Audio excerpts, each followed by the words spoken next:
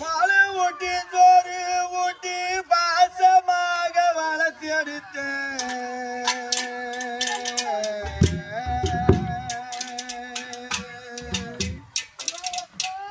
பாலு ஊட்டி சோறு ஊட்டி பாசமாக வளர்த்தி எடுத்தேன்.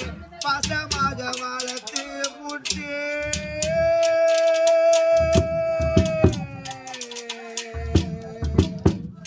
நீங்க பாதியில போகலாமா